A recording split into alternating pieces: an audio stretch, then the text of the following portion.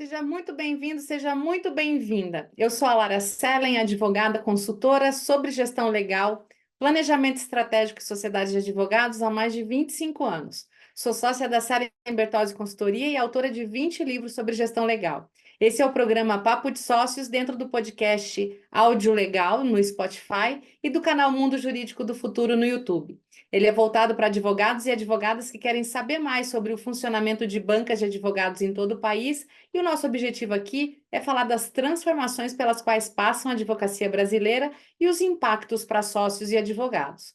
Então já aproveita para seguir o nosso canal do YouTube e acionar o sininho para ser avisado sempre que um novo vídeo for ao ar. Então vamos ao nosso episódio de hoje. Eu vou conversar com o Bruno Grego. Ele é advogado, doutor em Direito do Estado pela USP, professor titular pela PUC Paraná, com 20 anos de experiência em regulação estatal da economia.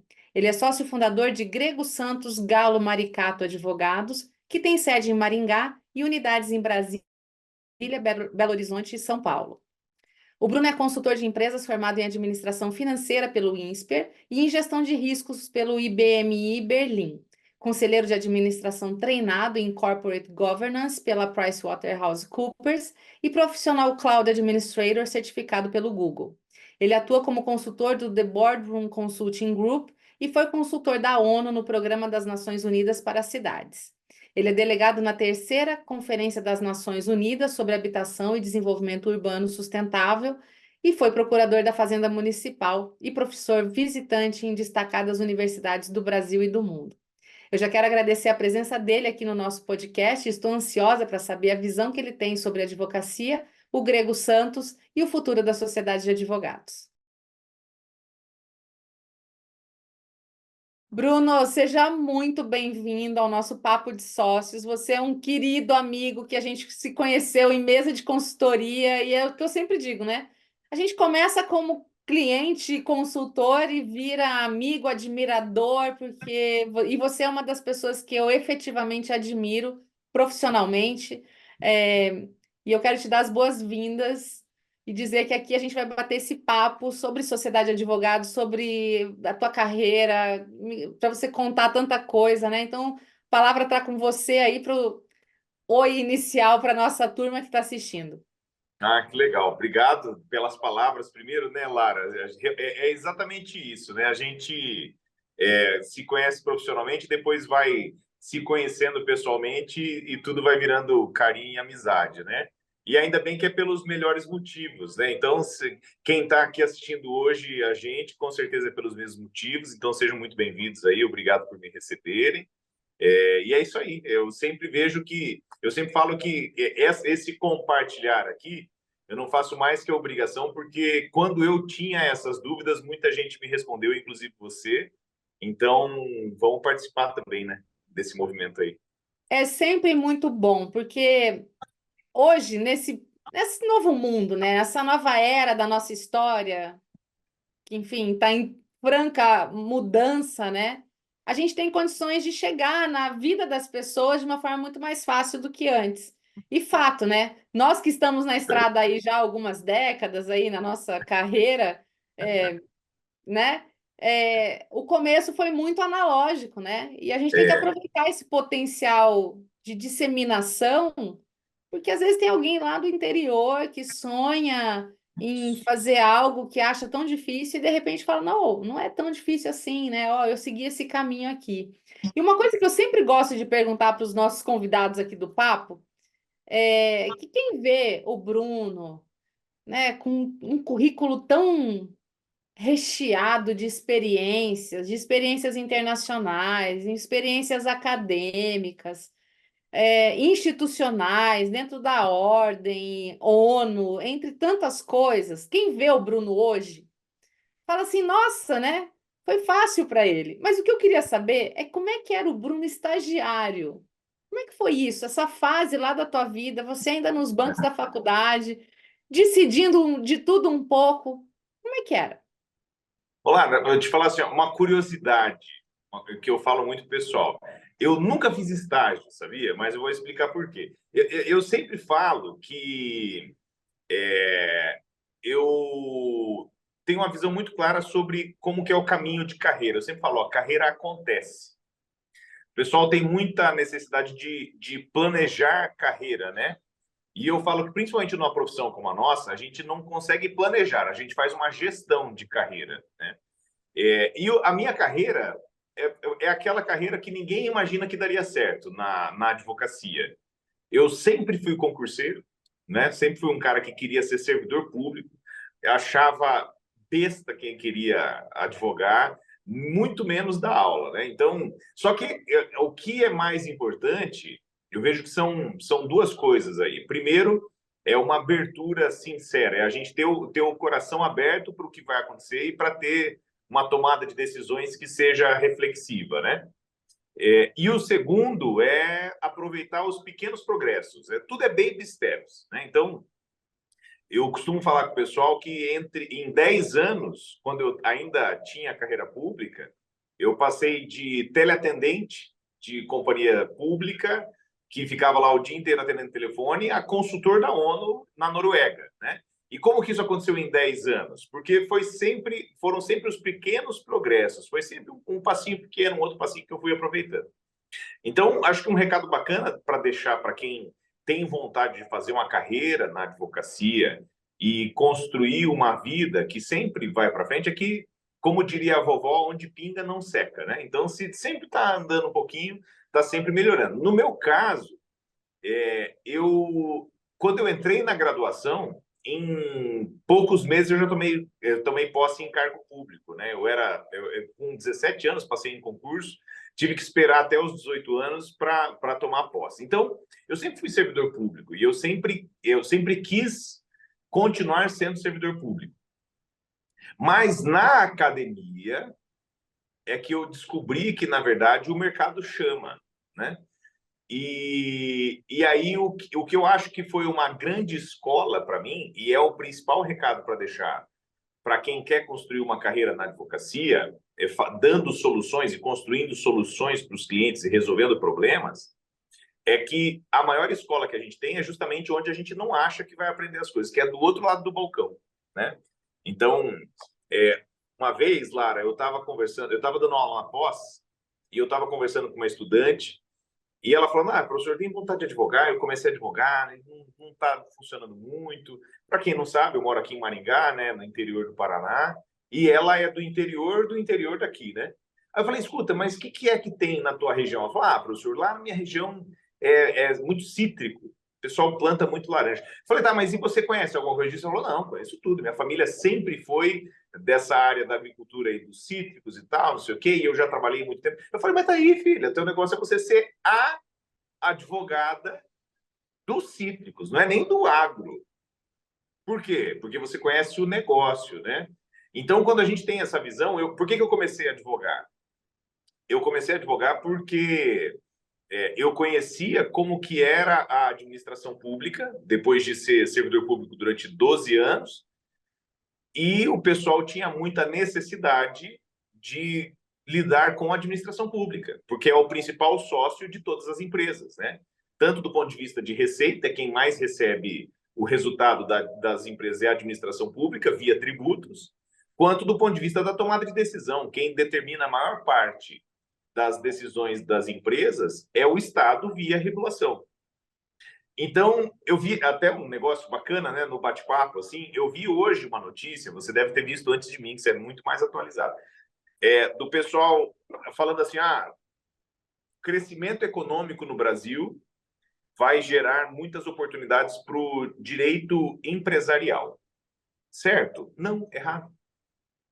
Porque o que o cliente precisa não é do direito empresarial.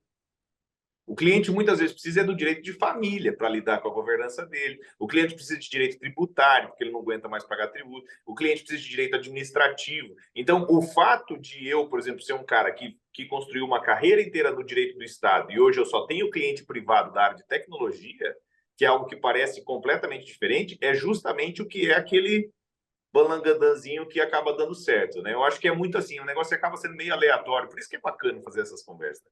E você sabe, hoje eu estava refletindo, eu fiz um TBT hoje da primeira sessão de fotos profissionais que eu fiz em 2003, como Eu vi. consultora iniciante ali, né? Aham, E é bem eu isso. vi. Eu falei assim: olha, eu só tinha uma vontade muito grande, uma coisa É. que me chamava. Eu não tinha a menor ideia do que ia acontecer efetivamente, mas eu sabia que se eu desse passos pequenos, mais firmes, com Uhum. qualidade, com honestidade, com um trabalho sempre buscando resolver o que o outro cliente, né, que é a outra pessoa que veio me buscar, precisa, a gente vai aproveitando as Acontece. oportunidades e elas vão, as portas vão se abrindo e as coisas vão acontecendo, e é bem isso, né? É É. Então, quase aleatório se não fosse um plano divino, sei lá. é gerido. É, amém, amém. Mas é Amém. isso, é o que eu falo. Não é carreira, não é tanto planejamento, é mais gestão, é você É gestão. saber ir controlando, né? E assim, eu sei que o público dessa conversa aqui é um público extremamente amplo, né? Com certeza tem o pessoal aqui que está no início de carreira e está pensando como vai fazer, mas também tem o cara com muita bagagem. Eu, para quem não sabe, né, eu já contei isso várias vezes. Eu fui cliente da Lara na Cellen Bertozzi e eu já era marmanjão de escritório, né? Já tinha 10 anos de escritório e a gente estava montando outro projeto. Mas a gente sempre precisa disso. A questão é justamente essa, é a gente entender quais são aqueles pontos centrais, aqueles pontos de desenvolvimento, buscar conhecer negócios, né? Uma das coisas que eu sempre falo é o seguinte: do ponto de vista do cliente, é irrelevante se você é doutor em Direito do Estado pela USP ou se você é recém-formado e gosta de direito previdenciário. O que importa para o cliente é o seguinte: eu sou da área de saneamento. Você sabe resolver os problemas de saneamento? Se sim, vem para cá. Ó, deu até um positivo aqui. Até Ele faz se uns. sim, né? Se sim, beleza. Se não, obrigado. O cafezinho estava gostoso, tudo, mas tchau. Então, o que é importante é a gente saber resolver os problemas e ter intimidade com o negócio. Uma das coisas que inclusive, sem puxar saco, viu, gente? Quem me conhece sabe que eu não sou disso. Mas, fazendo o elogio que é devido, e eu já falei isso várias vezes, uma das coisas que foi transformado no nosso escritório, com a ajuda tua e do Rodrigo, foram as áreas de atuação. Você que é colega nosso aí, depois dá uma olhada no site lá do escritório, e você vai ver que a gente não tem áreas do direito, a gente tem setores da economia. A gente olha para o cliente.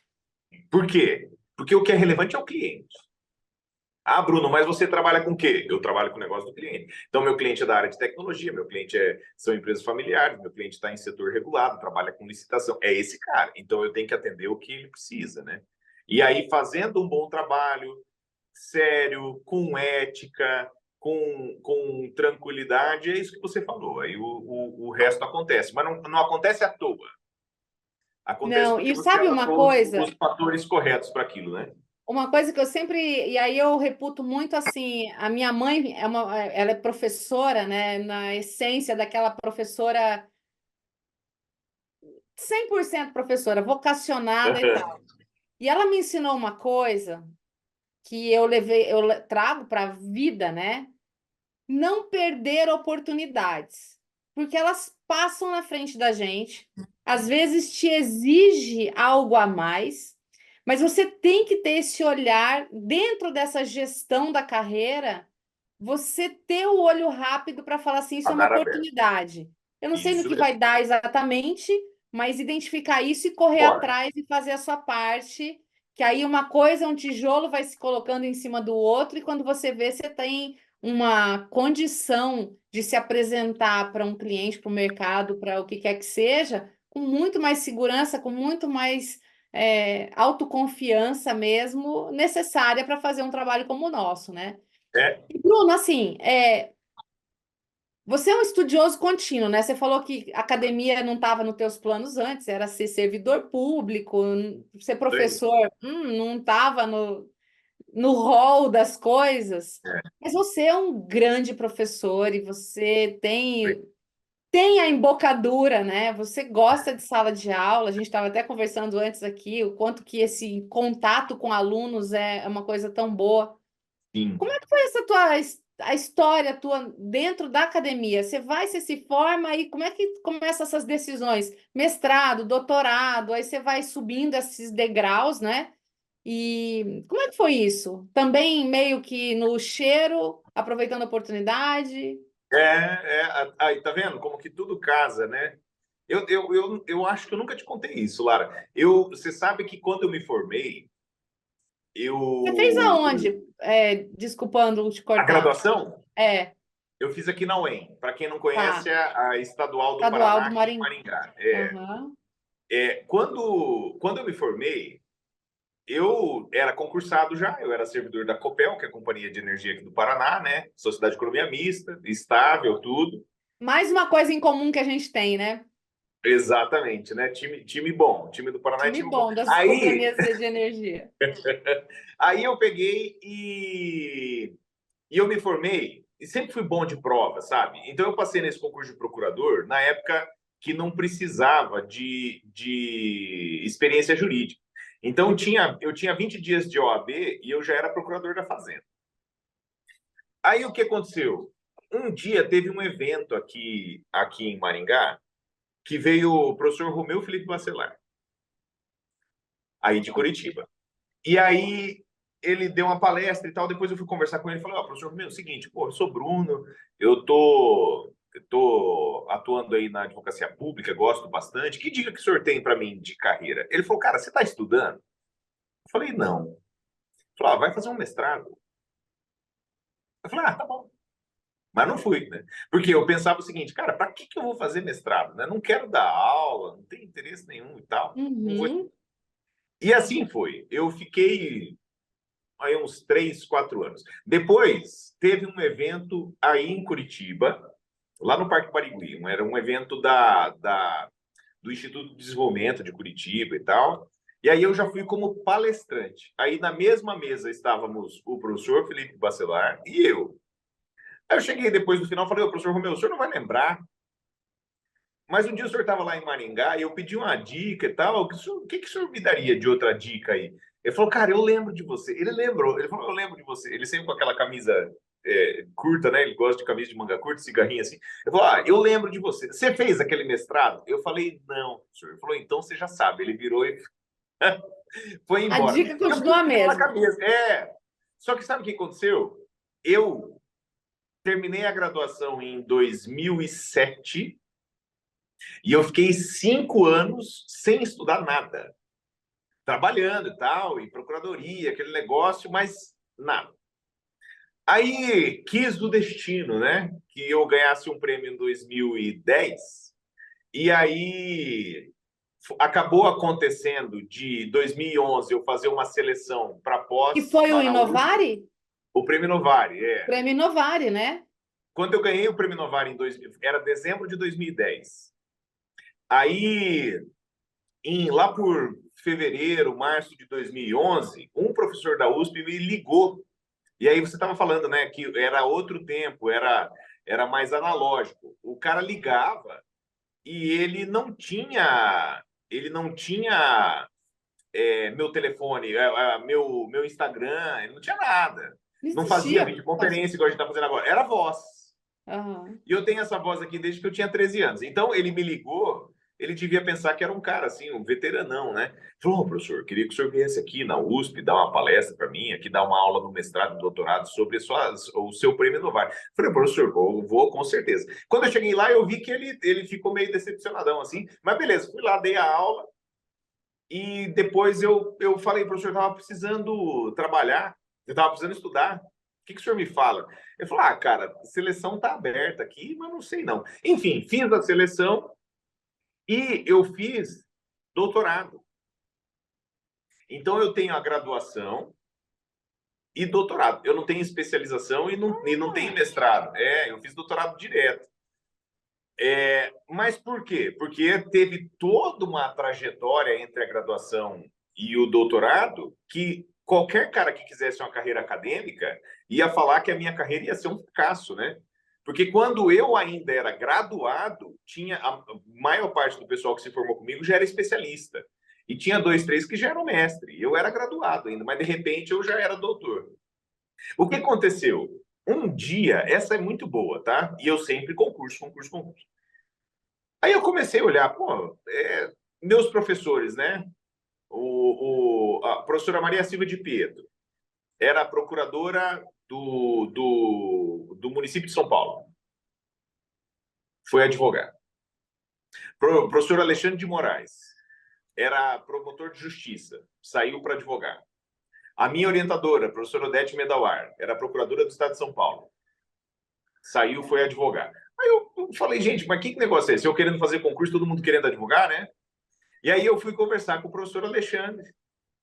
E na época ele advogava, né? Ele não era ministro da Justiça ainda, depois ele virou ministro da Justiça, depois ele foi para o STF.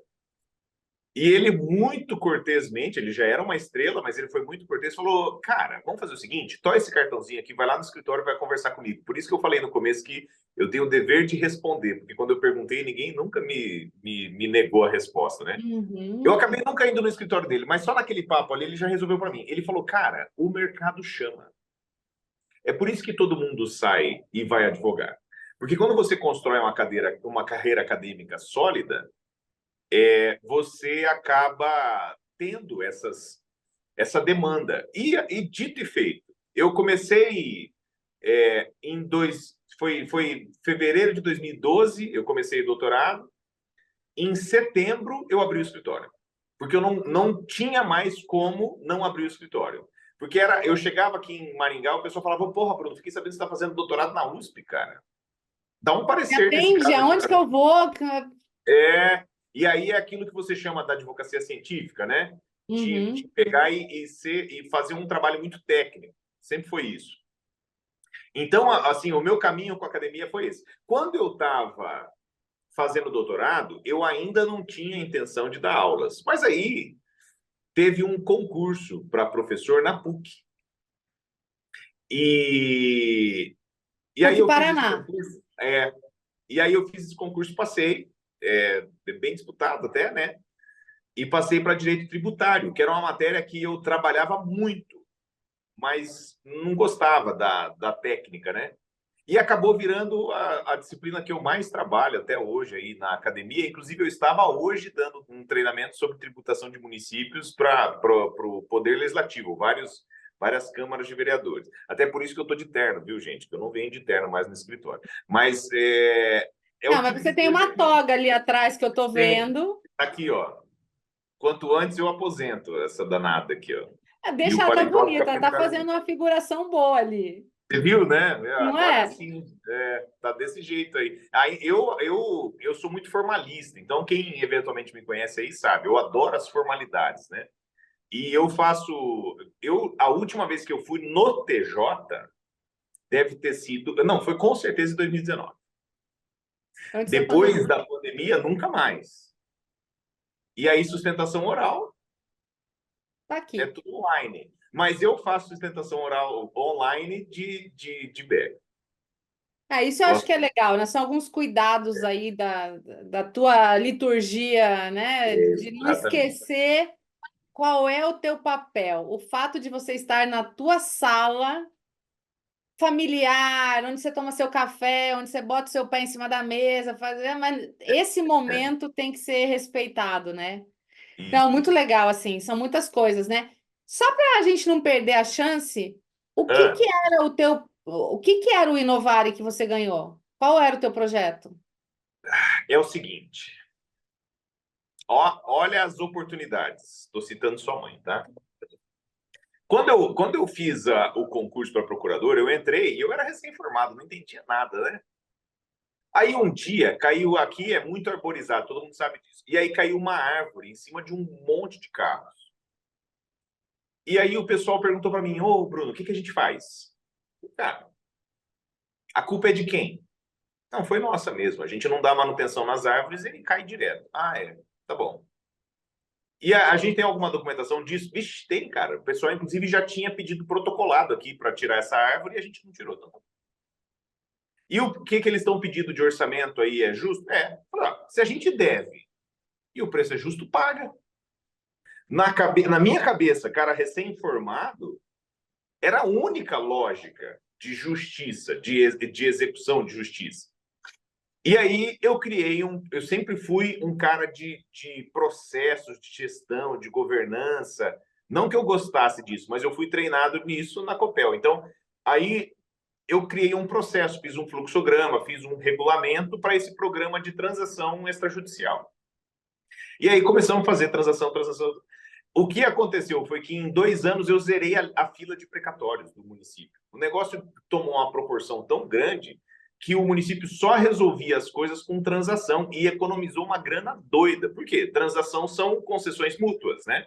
Então a Uhum. gente reconhecia o pedido, só que recebia um desconto enorme para pagar as coisas. E era bom para todo mundo. Resultado: depois que eu fui descobrir que todo mundo pegava o Celso Antônio Bandeira de Mello, botava debaixo do braço e falava: não, isso é indisponibilidade do interesse público, você não pode reconhecer o pedido. Eu falei: não, de onde você tirou isso? Não tem na norma, não tem regra, não tem Constituição que fala isso. E aí ficou esse debate. Quando, em 2009, eu me inscrevi no Prêmio Novar e perdi. Eu fui finalista, mas perdi. Uhum. Em 2010, eu passei até as menções honrosas e ganhei em primeiro lugar. Inclusive, é uma curiosidade, no Prêmio Novari, eu fiquei sabendo disso depois, né? Eles fazem uma sessão do Conselho do Prêmio Novari. Participam os ministros do STF, representante da Fundação Globo, representante do Conselho Federal da OAB, etc. E quem se apaixonou pela minha tese foi o ministro Toffoli. Depois ele veio conversar comigo. Ele falou: cara, eu não acredito que você fez isso. Eu falei: mas porra, não fiz mais do que obrigação. Mas enfim, foi por isso que eu ganhei o prêmio. E o que é importante disso que você falou sobre as oportunidades? A gente tem que saber aproveitar as oportunidades. Com certeza tem muita prática tão boa, ou até melhor do que a minha, que nunca foi premiada, porque nunca se inscreveu. Se o cara não A se dose inscreve, de não tem chance de ousadia ganhar. também, né? É. E é uma resiliência, né? Eu me inscrevi e perdi. Aí eu fiquei meio chateado, assim, vamos na próxima, na outra eu ganhei. Então é um negócio assim que a gente não imagina. É, e olha como o que você falou dos pequenos progressos é importante. Eu saí da Copel para ser procurador, ó, de novo, positivinho aí, para ser procurador no município pequeno, tal, etc. Muita gente falou: cara, você é louco, você vai sair. Porque eu já tinha 5 anos de carreira, né? Eu pedi exoneração para ir para um outro cargo que eu ganhava menos, né? Mas eu fui, falei: não, me formei para isso, vou lá. Depois, num cargo desse, o pessoal me perguntou: o que que faz? Eu falei: pega e paga. Eu não tinha a obrigação de fazer isso. Eu tinha o dever ético e profissional, mas não tinha obrigação. Mas eu fui lá, fiz o programa e foi. Depois teve a oportunidade de se inscrever no Prêmio Novar, fui lá, me inscrevi. Aí eu tive a oportunidade de dar palestra lá e dar aula na USP, fui lá. Depois eu tive a oportunidade de fazer um mestrado. Quando eu vi essa pequena oportunidade na outra, me levou a estar É um delegado numa fio, né? conferência da ONU sobre cidades. É um fio. Às vezes a gente fica achando que esperando a grande coisa acontecer. Esse que é o negócio. Esse que é o negócio. A gente fica esperando, né, o breakthrough, que o pessoal fala em inglês, eu fico esperando eu explodir. Não, é, é o pequenininho. Só que acontece? Essas coisas vão se acumulando de modo que quando você olha em perspectiva, você fala: rapaz, realmente foi. Então, eu nunca pensei, quando eu estava lá, que eu realmente estava complicado. O meu cargo era um cargo complicado, atendendo telefone e tal, e querendo sair de todo jeito. Eu nunca pensei assim: nossa, eu vou fazer um plano agora para em 10 anos eu estar no maior cargo público que pode acontecer da minha carreira. Eu nunca fiz esse plano. Mas isso acabou acontecendo, né? Em 2000 entre 2016 e 2018, a, a, a organização da ONU que trata de cidades, né? Que é o programa da ONU para assentamentos humanos, a UN Habitat, contratou 8 consultores para determinar como seriam as regras de licenciamento ambiental de empreendimentos urbanísticos para os próximos 30 anos. Então, eles fazem isso de 30 em 30 anos. Só foi feito 3 vezes até hoje. Uma vez em 1976, a outra vez não, 20 em 20 anos. 76, 96 e 2016. E aí, o que aconteceu? Por causa dessas pequenas coisinhas, um cara que eu conheci num evento me falou: Ó, Bruno, não tem garantia nenhuma, porque a seleção é limpa mesmo. Mas estou te avisando que tem essa vaga em aberto aqui, ó. Se candidata, se você quiser. E eu me candidatei, falei, vou me candidatar. Aí eu me candidatei, participei do concurso e passei. E aí A era um ousadia, consultor de cada continente, né? a ousadia, como diz Goethe, né, traz mágica para o negócio, né? É isso aí. Agora, não quer dizer que não tem ninguém no direito urbanístico que fosse muito mais qualificado que eu. Claro que tem, Claro que tem. mas eu que estava lá, né? Você que foi ousado e falou, eu vou fazer, vou participar, não viu barreiras para isso, né? É um É outro, isso. acho que é uma outra lição importante aqui para quem ouve, né? A gente fica num perfeccionismo, né? Querendo ter Isso. todas as Paralisa. condições perfeitas para fazer algo, quando na verdade você tem que só dar passos pequenos, firmes e certeiros, Aham. pequenos e pequenos e pequenos, e aí você fala assim, não, a minha parte eu fiz. É, Qual que é o problema de eu fazer uma inscrição num Inovare, num cargo para a ONU? Nossa, não é para mim. Quem falou isso, né? É uma se pessoa que vai você para falar lá. isso, nunca vai ser mesmo, né? Não. É. Um negócio importante. Você sabe que eu sou o Zé da frase, né? Eu sempre tenho umas frases. E eu tenho uma frase que o pessoal faz uma crítica muito injusta, que é o seguinte: fala assim, fulano deu um passo maior que a perna, né? Uhum. Mas essa é uma crítica injusta. Eu tenho uma frase que é o seguinte: dê um passo maior que a perna. Isso se chama salto. Então, para você Hum, dar um salto, você tem que dar um passo maior que a perna, né? Então, para claro, você tem que pular. O que não dá é para você pular do precipício, claro. né? E não Tem dá que para dar fazer o salto com a energia que você dá o passo. Ou você dá um pulo para impulso, trás. É, ou você vai cair, porque se você for com a mesma energia do passo, não vai, né? é isso aí. Então, assim, ponto importante, né, Lara? Para quem te escuta e teu público é gigantesco e super qualificado, é, são pessoas que têm esse brilho para pensar. A gente só tem que descobrir o que é, né? Qual que é essa grande ousadia? Eu, apesar de ser um cara que abandonou quase que totalmente a área pública, não tenho cargo público, não tenho mais contrato com a administração pública, não tenho nada, só tenho clientes privados. Eu não sou contra. Eu não desincentivo as pessoas a fazer concurso.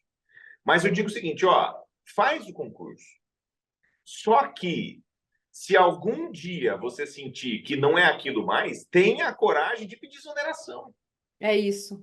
que é o que acontece hoje. Tem muita gente que o cara tá infeliz, o cara não gosta, ele sente que se ele tivesse na advocacia privada ele ia gostar mais, ou ela sente que se ela fosse artista plástica ia ser melhor, ele sente que se ele fosse músico ia ser mais bacana, ou o cara quer montar, sei lá, uma alfaiataria. Meu, vai, pede exoneração. Mas se eu ficar sem o cargo, meu amigo, se você ficar sem o cargo, você não vai morrer, não. Você tem um São. mundo de oportunidades. Eu, depois que eu pedi exoneração, não teve um segundo que eu me arrependi, nunca. E eu fui no RH, assinei a exoneração e abri mão de 12 anos de carreira pública. Nunca, nunca me arrependi. Por quê? Porque nem quando eu mudei de cargo e nem quando eu saí desses cargos, eu tive uma situação que fosse absolutamente positiva, nem absolutamente negativa. É diferente. E a Uhum. gente ter a diferença é algo que é bacana, né? E que é a que faz essas construções que você falou. E que testa. E eu acho que é uma coisa que a gente precisa, enquanto ser humano, enquanto evolução da nossa própria vida ao longo dos tantos anos que a gente vai estar nesse planeta Terra, né, fazendo alguma diferença para alguém, enfim, você precisa do diferente para É, testar a tua capacidade de adaptação, tua capacidade de criar naquele ambiente. Então, assim, é absolutamente necessário, né? Quanto mais a gente nega essa capacidade que a gente tem humana de adaptar, menor você vai ficando, e aí você não consegue ter a coragem necessária para dar um salto. Falou, é oh, tô isso. saindo, mas o que que vai ser? Não sei, mas vai dar certo, eu vou fazer dar Vai certo, dar, eu vamos vou se correr virar. atrás e é Ó, isso, né? para vocês que estão ouvindo a gente aqui, a primeira pessoa que ouviu falar sobre um cruzeiro nos fiordes da Noruega foi a Lara. Ó, tem tempo isso aí, hein? E aí, Lara, eu já a serviço Eu da fui ONU, para lá, hein? ah, Depois eu fui. foi de novo. Eu só fui uma vez, eu fui a trabalho, ainda não fiz o turismo. Aí, eu em 2017, eu fui como consultor da ONU para lá. Gente, lugar fantástico, né? A Noruega é absolutamente maravilhosa. É o estado social por excelência, né? Então, você paga 70% de tributos, só que os teus 30% você usa com o que você quiser. Depois que você já comprou alimentos e vestuário, você não precisa gastar com mais nada. Você tem alimento, você tem segurança pública, você tem educação pública, você tem habitação pública, você tem lazer público, você tem tudo provido pelo Estado. A vida de todo mundo é perfeita. A cidade parece um Lego, é inteira, é impecável. A capital do país é do tamanho aqui de Maringá, 400 mil habitantes. Ó, Ó, até fizeram uma comemoração. Eu tenho que desligar esse negócio. Como que desliga esse negócio aí? esse negócio Aí eu o que não sei. aconteceu, né? Isso aí não vai ter como tirar na edição, viu, produção? Não. Aí o que aconteceu?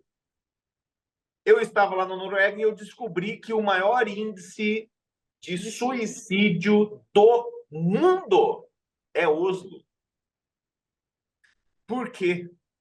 Porque o cara olha para fora da janela, minha janela é bonita aqui, né? Vista de Maringá. Você olha para fora da janela e você vê tudo impecável. E o cara percebe que se ele não existisse, não ia fazer diferença. É a pior derrocada que existe da existência humana. Aí o cara pula da janela e se mata. Por quê? Porque não tem desafio, não tem problema para resolver. Por isso que eu gosto de carro velho. Carro velho, você sempre está tendo que consertar alguma coisinha. A vida é a mesma coisa. Você não tem desafio, você não tem algo diferente. Qual que é o grande problema da estabilidade de cargo público? É que você se enxerga preso em algo que às vezes você não quer. Muita gente é vocacionada, tem servidores públicos fantásticos, mas muitos não querem. Só que você se torna uma prisioneira, um prisioneiro daquilo, e você percebe que, por exemplo, eu com 25 anos, eu já estava no topo da carreira da procuradoria, eu era diretor do departamento jurídico geral. A aposentadoria compulsória era com 75 anos. A única coisa que me passava na minha cabeça é que eu ia ficar os próximos 50 anos sem mudar nada. Sabe como que eu vejo isso? É como se você estivesse lá naquela prisão marcando um dia, Um outro dia, dia, 5 dias, corta. Um dia, outro dia, 5 dias, exatamente. corta. Exatamente. Nossa, não, não dá, não dá. E tem muita gente assim, contando os dias para aposentadoria. Então, assim, qual que é a grande beleza? Para qualquer profissional liberal, com certeza tem pessoal que é da contabilidade, que é da economia, que é da psicologia, que te acompanha aqui também, né, Lara? Uhum. Mas, principalmente no direito, que é o que eu conheço, né? A grande questão da advocacia no direito é que você tem o que um procurador-geral que eu trabalhei com ele, infelizmente morreu durante a pandemia, o Douglas Maia, ele falava que era o vento nos cabelos, né? Falava, cara, a advocacia tem o vento nos cabelos, né? É aquela questão de você ter o que fazer. Então, fica a dica aí para você, queridos. Não se esqueça, hein? Temos que dar o pulo, o passo maior que a perna. Isso se chama salto. Ó, fazer um recorte desse aqui, depois vou pôr no meu Instagram. Nossa, isso aqui tem Então, que essa, fazer. essa aqui é a questão, né? É um negócio bacana.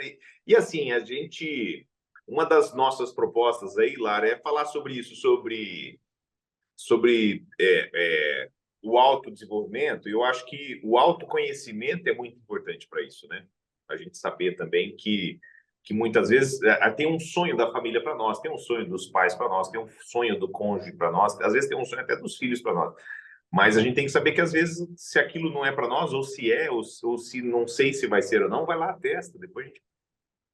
Não, show de bola. Falando em salto, e saltando para um assunto que eu acho que é muito importante para a gente falar aqui, porque você Aham. tem essa história da tua carreira, N ruas que você entrou para você encontrar seus caminhos e cada virada de esquina uma surpresa, uma boa surpresa, um desafio surpresa, Aham. o que seja.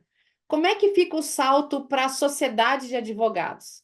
Você que vem do setor público, faz esse movimento.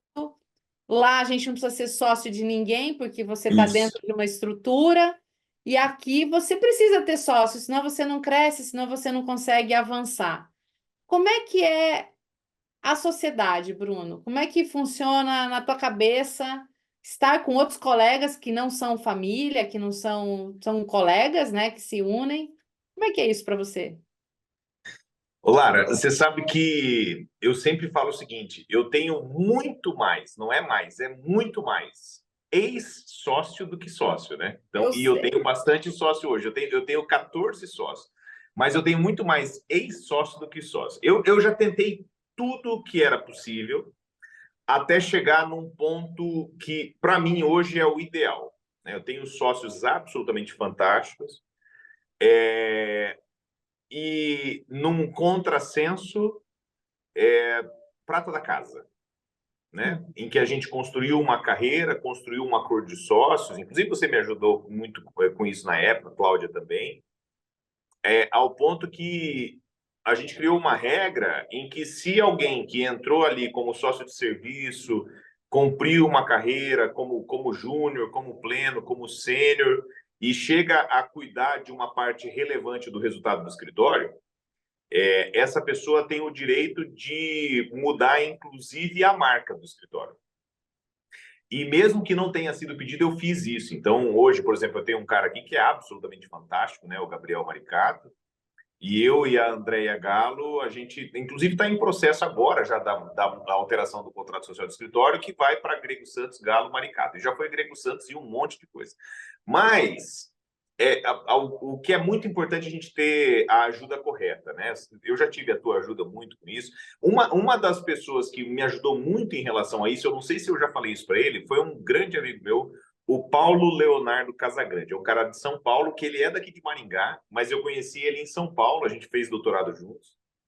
E uma vez ele estava em Maringá, ele sempre muito brother, ele sempre que está em Maringá, ele me liga e a gente vai conversar. E um dia eu estava no escritório, e eu, igual eu falei, eu comecei na advocacia com essa advocacia bem, bem restrita. Então, a gente atuava em 4 pequenas áreas ultra especializadas do direito do Estado, e era aquele serviço, assim, boutique ao máximo, né?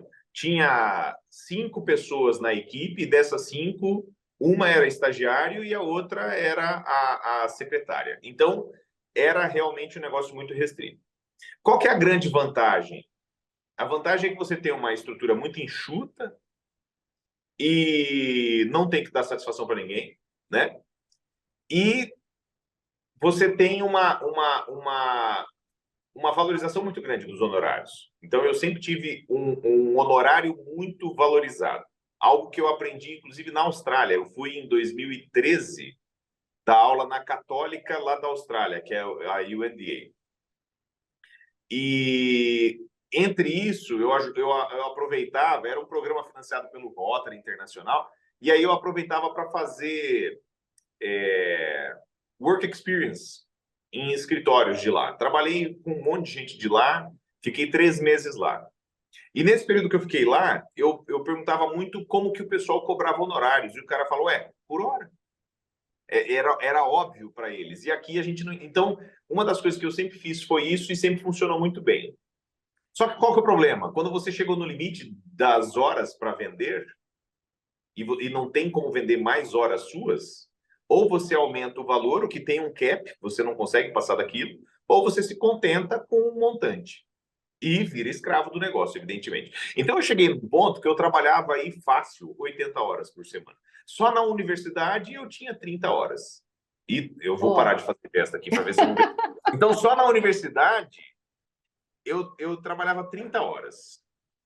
Em casa, eu tinha compromisso também. E no escritório, dava umas 50 horas fácil. O que eu acabei fazendo? Eu, conversando com o Paulo, eu perguntei para ele, Paulo, porra, ele, na época, hoje ele é sócio do Trent Rossi Watanabe. Na época, hoje ele é sócio do Trent Rossi Watanabe. Na época, eu acho que ele era sócio do Pereira Neto Macedo. Então, ele sempre foi um cara, advogado corporate, assim, carreiraça. E aí, ele, brother meu, né, eu cheguei e falei, cara, como que é a estrutura de um escritório desse? Qual que é a vantagem? Ele falou, bicho, a vantagem é o seguinte, na verdade, cada um dos departamentos de um escritório desse é um mini escritório. Tá todo mundo junto ali, compartilhando de estruturas, compartilhando de custos e tal. Ele meio que me deu uma dica. Eu falei, nossa, eu vou montar esse escritório. E aí eu acabei formatando esse escritório. Mas a espinha dorsal desse escritório foi um plano de negócios. Eu fiz um plano de negócios e eu fui meio que no estilo Simon Sinek, né? Comece pelo porquê. Então, eu imaginei o que eu queria, qual que era o objetivo, e fiz um planejamento para aquilo. O que e como, aí depois a gente foi resolver. Resolveu contigo, resolveu com o Rodrigo, com a Cláudia, etc. Só que tem muita tentativa e erro. Uma das coisas que acontece muito na advocacia, nessa relação com os sócios, é que o perfil das pessoas tem que ser um perfil que se adeque à relação de sociedade. Porque eu sempre falo que a vovó dizia que sociedade é igual casamento, mas a véia estava errada. Sociedade é sociedade. Sociedade tem regra. Sociedade tem, você estrutura ela da maneira correta. Sociedade você não precisa ser amigo. Sociedade você não precisa se gostar. Você tem que trabalhar junto e saber trabalhar junto.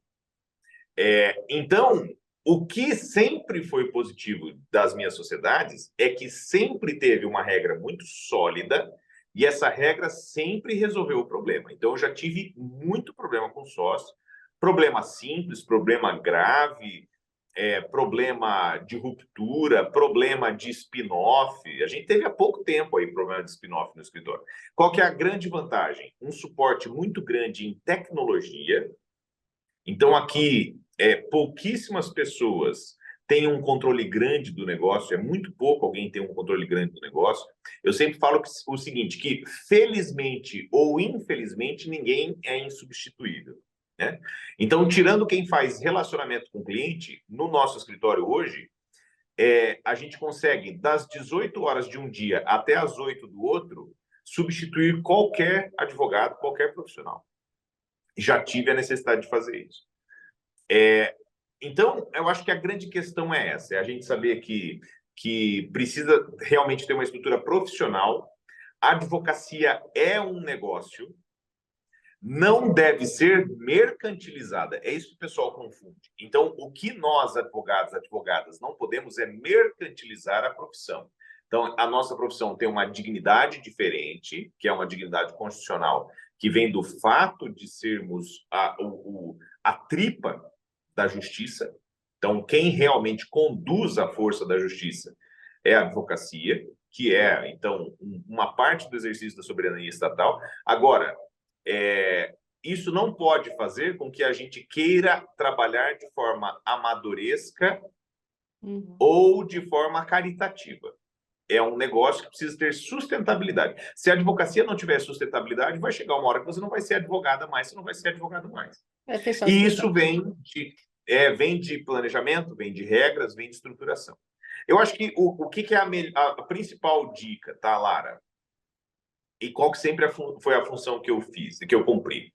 Eu tenho a concepção que a maior parte dos negócios profissionais de serviços, mas praticamente todos os negócios, têm três grandes atividades e podem ter uma quarta. Quais são essas três grandes atividades? São entrega, relacionamento e gestão.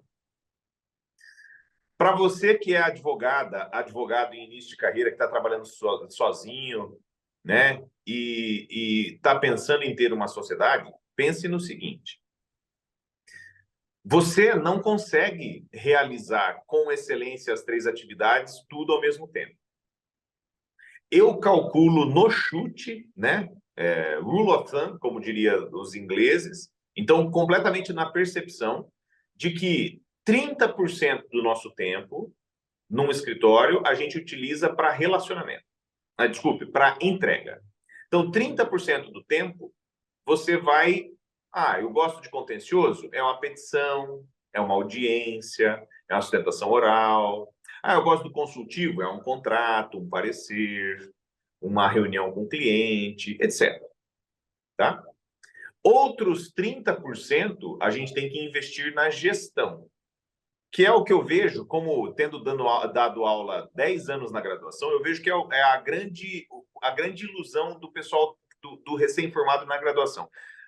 O recém-formado não percebe que quando eu abri o meu escritório, o escritório eram duas pessoas, eu e a minha sócia, que também é a Andrea, que é minha esposa,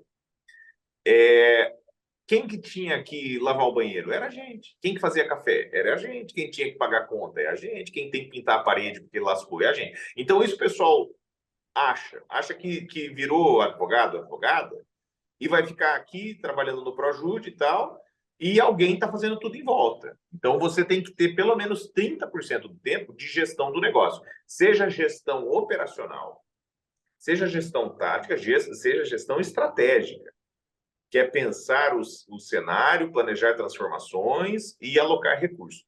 Então, isso dá mais 30%. Agora, 40% do tempo tem que ser relacionamento. Todo negócio, o cara pode mexer com gravata, pode fazer café, pode ser advogado, pode fazer qualquer coisa. E eu poderia ser o melhor advogado do mundo. Se não vendesse, eu estava quebrado, porque tem que vender.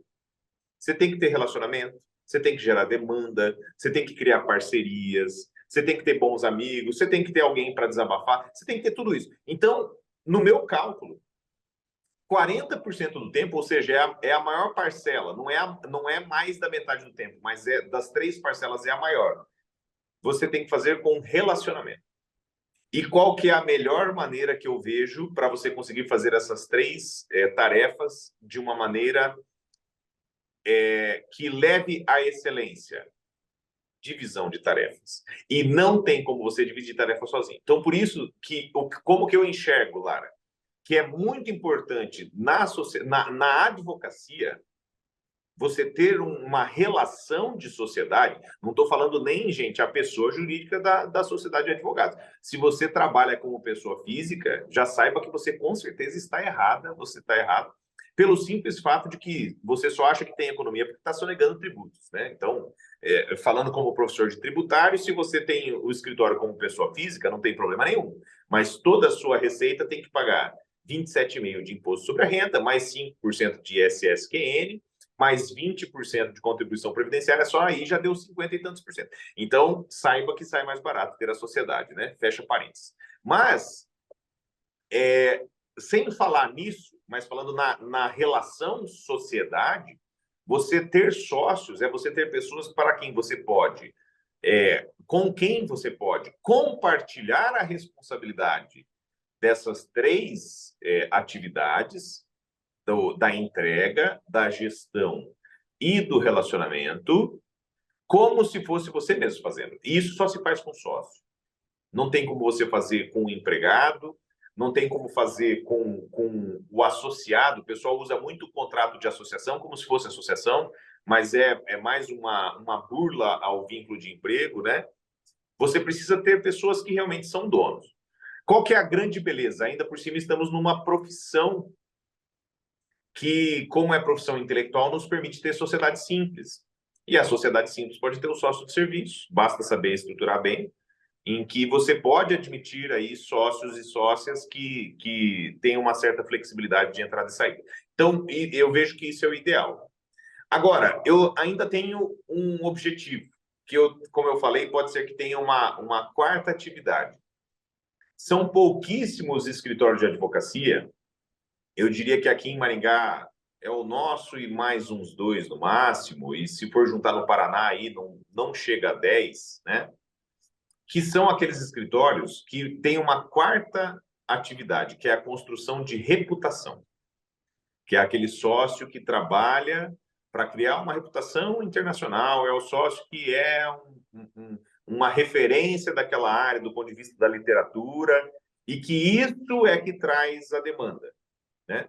E isso eu ainda não resolvi, viu, Lara? Como que eu vou fazer para eu eventualmente ser um cara que trabalha só na reputação e só põe o carimbo, né? Mas tudo são evoluções, né? Quem sabe não vem mais sócios, e espero que não saia nenhum dos que tem hoje, né? Mas não vem mais sócios para isso. Então, é isso que é importante. O que eu acho de transparência? Que o cara que tem o tempo que eu tenho aí, né? Nem toda experiência é boa, é ruim, mas tudo é aprendizado. Uhum. Acaba percebendo que o fato de você poder ter problemas gravíssimos com sócios não anula o fato de que quem vai resolver o problema para você é ter sócio. Então, aí passa por construir boas regras, fazer boas admissões, boas seleções e saber que, por mais que tenha problemas, né, a gente acaba sempre estando num patamar melhor se você puder lidar com isso aí. Eu acho que você tocou num ponto que é fundamental e tem sido um trabalho bastante forte que a gente tem feito nos últimos anos, né? De estruturação da governança, porque você Isso, tem que respeitar as regras da casa, e eu não estou falando das regras de uma pessoa, estou falando de regras exatamente. que nós decidimos que nós faríamos, que faria sentido para a estrutura, e esses combinados antes dos problemas é muito importante, porque a hora que eles Exatamente. chegarem, falar, a gente combinou tal coisa, então é assim que a gente vai resolver. E aí, É, lógico, né, quando você se une com pessoas que respeitam isso, e que entendem, né, que é um jogo adulto, não é um jogo infantil, que precisa ter maturidade para encarar uma empresa, né, que tem que ter maturidade para, inclusive, entrar como sócio de serviço. Isso não é uma exato. brincadeira, não é um passatempo, não é uma fasezinha. Tem que ter todo um respeito a essa estrutura, que é a sua pessoa jurídica, que é a sua sociedade de advogados, para a coisa funcionar bem, porque senão a gente morre na praia. Primeiro Exato. conflitozinho que acontece, não quero brincar e me dá a Ah, bola, não quero eu vou mais, não embora. sei, não era isso Nananana. que eu pensava, né? Então, assim, é isso. Eu acho que a gente vai fortalecendo cada vez mais. E esses pontos que você tocou, quando você coloca a entrega como uma das super funções, né? E que eu Uhum. diria que é talvez a que garante a tua permanência no mercado. E aí Sim. eu vejo hoje, depois de pandemia, a gente começa a ver. Eu até escrevi um artigo esses dias, né? A Ah, ilusão da escala. é, Vou fazer 10 milhões de reais em 3 meses. Eu vou te ensinar, isso. enfim, é umas maluquices assim que você fala, gente, você pode até funcionar em termos de marketing, chegar a pessoas e até usar uma copy bem feita, pá, pá, pá, e as pessoas podem até se convencer que você faça, né? Agora você vai ter que Isso mesmo. entregar. Você vai ter que entregar. Exatamente. Uma hora você vai ter Exatamente. que entregar. Então você pode dar um tiro de bazuca no seu pé quando você só se preocupa com um lado e não preocupa com o outro. E a entrega ainda não é via inteligência artificial, por mais que a gente tenha N facilidades hoje, etc, etc, etc. Eu preciso de um ser humano ali dando o É, seu toque, né? Mágico, mesmo. na solução do problema do cliente. Então é isso, é uma baita fonte de aprendizado, inclusive. Hoje eu conversava com um cliente que é resistente pra caramba em ter seus sócios. Eu falei, ó, te respeito, acho que a gente tem que saber nossos limites, né? Mas é uma grande Às vezes é sacada. até por ter passado aí por ter um trauma, Trauma, né? Ter tido aí desaforo, né?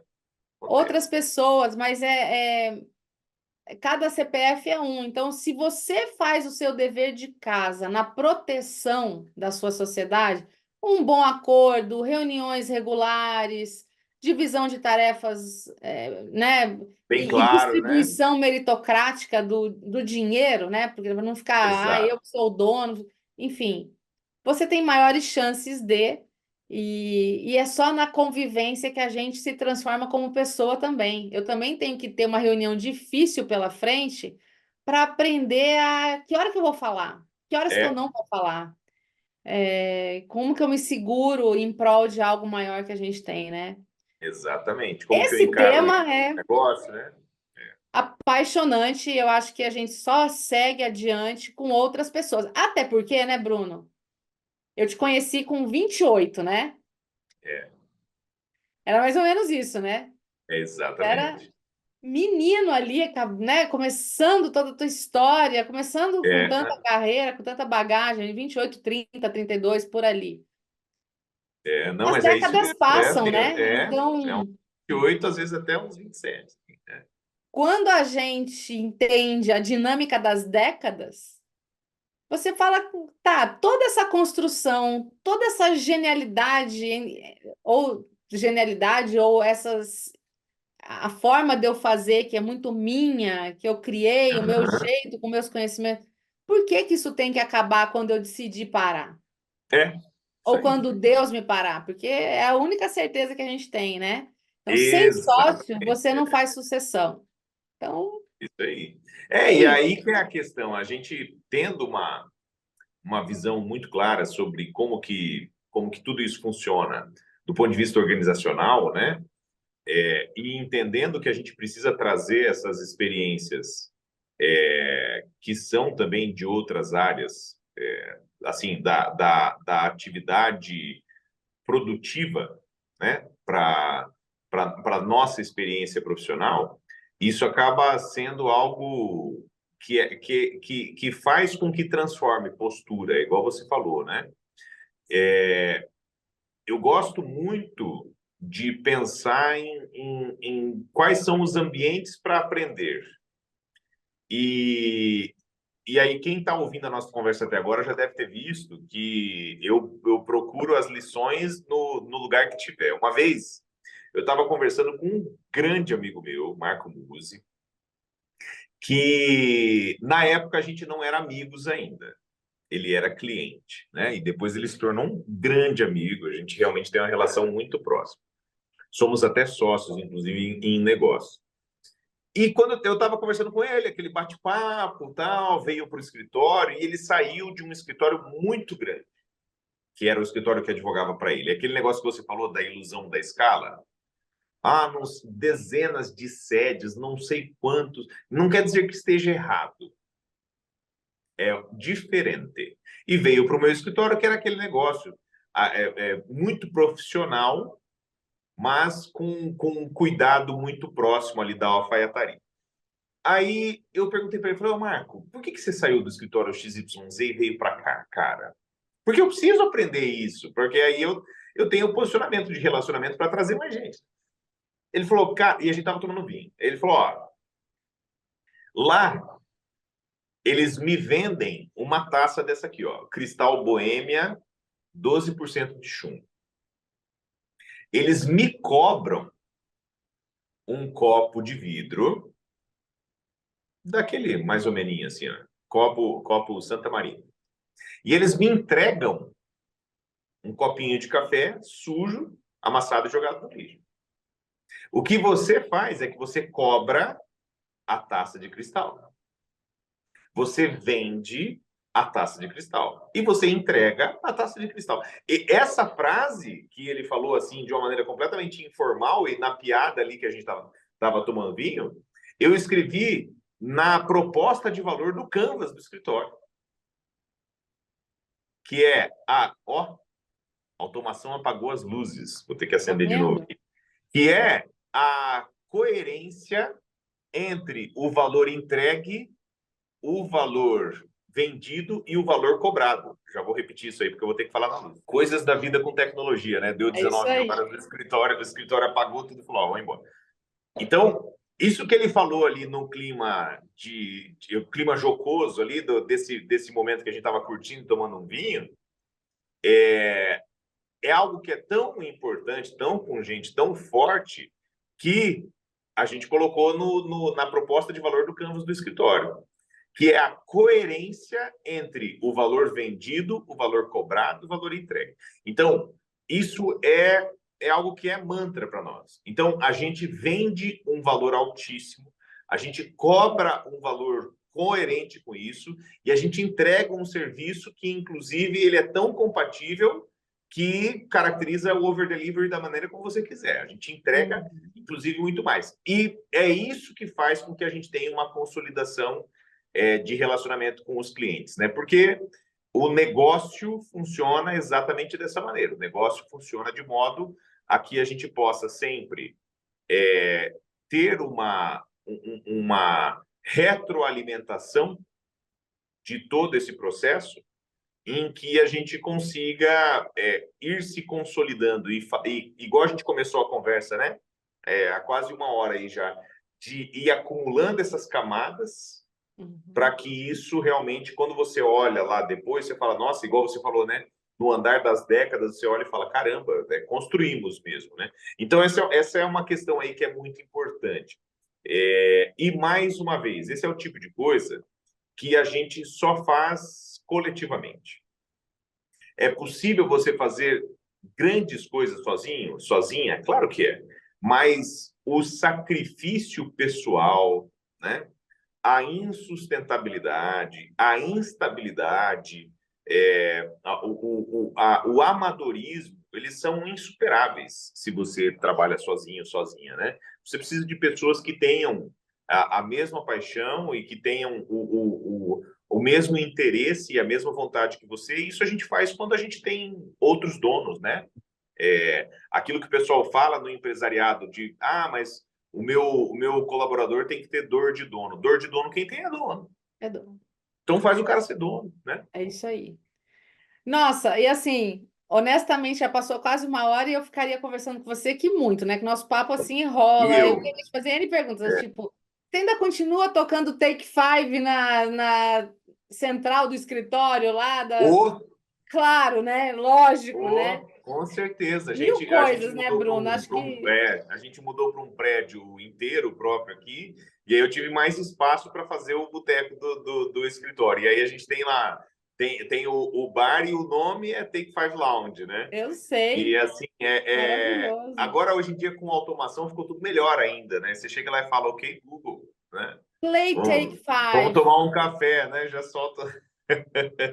Não, muito O show. pessoal aqui sabe, só que o pessoal não conhece, viu, Lara? Tem que ser erudita igual você. Eu chego Coloca no. Ó, quem tá ouvindo é, aí, quer ouvir uma música boa, põe no Spotify. Take Five. Take Five Vai do ouvir. Dave David Brubeck. Brubeck. É isso aí. Hum, Bruno, As coisas simbólicas é que são diferentes, né? Que é muito faz legal. dá, Muito dá legal. uma cereja no bolo, né? Cria uma marca, né? Você cria um É, astral em torno daquilo, né? Que é muito é, bacana. é a sprezzatura, né? Olha, ó, fica o tema já para a próxima conversa de vocês aí, gente, tratar de sprezzatura, né? Principalmente Sprezzatura. para quem é advogado e advogada, algo que você já citou aí, en passant, né? Como que essa questão não de estilo ou moda, mas de presença é relevante, né? Como que a gente se posiciona, principalmente, isso tem que ser, mais uma vez, falando de coerência, tem que ser muito coerente com aquilo que você quer construir. Não é aquela besteira de falar, tem que fake it until you make it, né? Não é isso. Você não tem que fazer algo que seja falso, mas com autenticidade tem que ter personalidade, né? Até E é isso porque aí, ó, a gente quando é de verdade. tem música para falar, né? Quando é de verdade, teu olho brilha, porque você gosta daquilo. É, Não tem como é isso fingir aí. que você, eu escolhi porque eu vi num blog. Não. Eu peguei o que eu gosto, né? A mesma coisa, se eu botar Beatles nas minhas. Eu falo, desculpa, mas pode Não parar o é? mundo, eu vou ouvir. Se alguém fizer uma pergunta para mim agora, eu não estou disponível. Isso. Deixa acabar a música. Ô, Bruno, para a gente fechar a nossa conversa aqui, a gente já está aí, março de 24, 2030, alguns anos ali antes da pandemia, parecia muito distante, e hoje ele está logo ali, virando a esquina, né? Como é que você vê a advocacia para 2030, ser sócio em 2030, ser advogado em 2030, lidar com tecnologia em 2030? O que vai ter que ter no pacote para a gente estar possível ali de se manter competitivo e tudo mais? Muda alguma coisa ou é só variações, são variações sobre o mesmo tema? Ô, Lara, pergunta, essa é aquela uma, né? Pergunta que Capiciosa. faz refletir. Essa aí dava mais uma hora para conversar sobre Dava. essa, né? Mas eu sempre falo o seguinte: isso é muito do meu modelo de trabalho. Não quer dizer que seja o único modelo de trabalho, não quer dizer que seja o melhor modelo de trabalho, não quer dizer que seja o mais rentável modelo de trabalho, mas é o que eu gosto de fazer. Eu gosto de trabalhar com excelência. Eu gosto de vender excelência, gosto de comprar excelência, né? Eu sempre, como eu falei, tem as frases. Vou soltar essa frase depois lá no meu antigo Twitter, agora eu tô só no Threads, né? Que eu não gosto desse negócio de o pessoal ficar fazendo takeover de empresa, né? Dica aí para vocês de área boa para trabalhar. Então, é, eu vou falar o seguinte, que para você entregar sofisticação, você tem que ser sofisticado, né? Não tem como você entregar sofisticação sem ser sofisticado. E eu gosto de excelência. E eu sempre falo que excelência é a combinação de altíssima especialização com multidisciplinariedade. Então, no direito, você que pensa, né, na carreira daqui a um tempinho, e respondendo aí essa questão da advocacia especificamente, em 2030, o cenário que a gente tem, do meu ponto de vista, é o seguinte: a gente precisa, de fato, ó, de novo, gente. Por que que solta? Eu não sei por que que solta aí Eu não os fogos. sei, alguma Ó, coisa você faz com essa a aí a mão. produção vai cortar. Aham. Então, para 2030, qual que é a minha visão? A gente tem uma necessidade muito grande de ter uma visão de sustentabilidade para o futuro. E eu sempre falo que o que traz estabilidade para o profissional do direito é excelência. Mulher boa, homem bom, nunca vai ficar sem ter o que fazer. Então, não há dúvidas de que o que eu apostaria seria isso. E como que a gente constrói excelência? Na minha visão, altíssima especialização e multidisciplinaridade. E eu vejo que os clientes cada vez mais têm consciência disso e cada vez mais buscam isso ativamente. Inclusive, a gente tem recebido muitos clientes novos que têm mudado para o nosso serviço, porque é o seguinte: a gente atua em 5 áreas, 5 setores da economia, e só naqueles 5 setores da economia. Agora, nesses 5 setores da economia, nós aqui, eu, meus sócios, a nossa equipe, a gente entende mais do negócio do cliente do que o próprio cliente. Então, se a gente vai conversar sobre advocacia para software houses, por exemplo, que é uma das áreas que a gente atua, né, que é tecnologia e economia criativa, quando eu vou falar com um cliente da área de tecnologia, eu não fico falando em artigo tal, inciso tal. Eu falo em arquitetura de software, em linguagem de programação, em métodos de produção de software. Eu sei o que é uma sprint, eu sei o que é, um método ágil de produção, e eu vejo que a gente vai chegar ao ponto de a advocacia ser algo tão etéreo no Brasil que não haverá caminho outro que não a gente atuar como se atua lá fora. E você conhece melhor do que ninguém no Brasil, eu diria, né, Lara? Com toda a sua experiência, principalmente nos Estados Unidos, que é o seguinte: a advogada é um consultor de negócio. Quem gosta de série, né? Quantos de nós que já não assistiram Suits, e o cara fica surpreso com aquele negócio, pô, o cara chama fulano no escritório e resolve o problema. É o que eu faço todo dia aqui. Mas por quê? Porque se você ainda acha que a advocacia é baseada em contencioso, e se você acha que o teu primeiro cliente você vai pegar pegando uma procuração e entrando com uma ação, isso talvez nos idos de 2010, 2015 ainda colava, nos idos de 2025 já não cola mais, e nos idos de 2030 vai estar consolidado. Ninguém quer saber mais de problema, todo mundo quer saber de solução.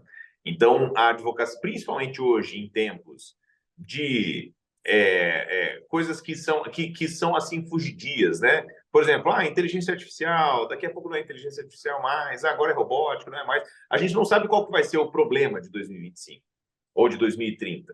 A gente só sabe que esse problema tem que ser resolvido. E a profissão de solução de problemas é a advocacia. Se a gente tem essa consciência, pode vir 2030, pode vir 2040, pode vir 2050, que a gente sempre vai estar muito bem consolidado. Excelência é multidisciplinariedade com altíssima especialização. Excelente, Bruno. Nossa, é isso, é sobre isso, né? Né? E aí, quando a gente fala de excelência com especialização, pode até incluir um escritório que atua no volume, mas se ele fizer isso com Sim, excelência claro. e com alta especialização naquilo que ele faz, não tem concorrência, não Não tem tem. quem Cumprindo a resolva o promessa. problema como ele resolve, né? Ai, Exatamente. muito bom falar com você, muito bom. Quero te agradecer por essa hora que voou, né? Pois é. E ouvir tuas histórias, ouvir a forma que você pensa, o jeito que você administra a tua carreira, teu escritório, enfim, é muito bom, tá? Quero te agradecer de coração. Você é uma pessoa que eu realmente trago como das pessoas legais que eu conheci ao longo da minha carreira, né? Que eu vou dando check assim, eu falo, nossa, tem muita gente boa que já passou pela minha vida, você é uma delas. E é isso, essa casa é tua, sempre que você quiser, fala, ó, me liga, fala, vamos bater um papo lá no Papo de Vamos Sócio. conversar. Estou aqui e a palavra está com você para os teus Ai, tuas últimas fantástico. Ó, o expressões que que eu vou aí. falar, né, Lara? Quem conhece a gente sabe que a gente se gosta muito mesmo. Então, gente, se algum dia vocês me encontrarem em algum evento que seja da advocacia, que estamos Lara e eu, vamos estar nós dois provavelmente tomando um espumante juntos. Então, assim, você sabe que eu realmente tenho uma paixão pelo que você faz. E o fato de ser convidado com uma recorrência frequente me deixa muito honrado. Então, obrigado, tá? Mais uma vez, Lara, um beijão para você. Saudades, né? A gente acaba se encontrando só assim. Uma hora nós vamos fazer essa conversa mais presencial, né? Ou eu vou a Curitiba, ou você vem para cá, ou a gente vai para São Paulo, para algum outro lugar e faz. Mas obrigado mais uma vez. Eu acho que o principal, Lara, é que você falando pessoalmente de mim, você oportuniza o cumprimento de uma missão, que é um negócio que é quase sacerdotal, né? Igual eu falei, com o tanto que eu recebi, eu tenho o dever de tentar devolver alguma coisa. Não quer dizer que seja algo de absoluta certeza ou que seja algo que é universal, é algo muito pessoal para mim e em muitas coisas eu estou errado, mas o fato de a gente ter a oportunidade de compartilhar e ajudar e inspirar pessoas é algo muito fantástico. Então, obrigado. Um beijão no coração para você. E você que assistiu a gente aí até agora, acredite, né, que realmente, como eu falei, carreira é um negócio que acontece, a advocacia é uma profissão maravilhosa. Eu sempre falo que eu vim para o direito de uma maneira absolutamente aleatória. Quem me conhece, já foi meu aluno, sabe, eu era músico profissional e fui para o direito. Mas não me arrependi um único dia. Foi uma decisão fantástica, uma profissão maravilhosa, mas que precisa de um norte, precisa de uma bússola, precisa de orientação, precisa de guia, precisa de conversas consolidadas com quem conhece bem. E eu sei bem o tanto que isso aí me ajudou, tá? Então, um beijo aí para todos vocês, uma boa carreira. E Lara, mais uma vez, você sabe como que é. Eu sou enrolado, sou ocupado, mas você me manda uma mensagem, a gente marca e conversa de A novo. gente dá um jeito, a gente dá um jeito, a gente acha É uma isso hora. aí. Bruno, um excepcional ano para você e que a gente realmente se encontre aí pessoalmente. Vou cobrar esse Nossa, espumante, porque essa conversa aqui tem que seguir. Tem várias coisas que eu quero te perguntar mais ainda. vamos soltar Beijo, projeto. querido. Valeu. Um beijo, Lara. Até mais. Que conversa boa essa com o Bruno. Nossa, ele traz realmente assim uma experiência muito rica, né, de carreira, e eu acho que ele trouxe para nós aí grandes lições para serem ouvidas algumas vezes para a gente absorver bem. Eu quero agradecer a tua presença aqui no nosso podcast e te convidar para se inscrever no nosso canal, tanto no Spotify quanto no canal do YouTube, o Mundo Jurídico do Futuro, e já falar para você trazer um colega, uma colega advogada para ouvir e assistir também. E não se esqueça de acionar o sininho para receber os próximos conteúdos. Se você quiser trazer seus comentários, né, com as suas impressões sobre sociedade de advogados, a vida de sócios e essa nossa conversa aqui, nós ficaremos muito felizes de te ouvir. Eu te convido também a nos seguir nas redes sociais, é só pesquisar pelos nossos nomes, o meu, Lara Sellen, da Sellen Bertozzi e do nosso convidado Bruno Grego, tanto no Instagram quanto no LinkedIn.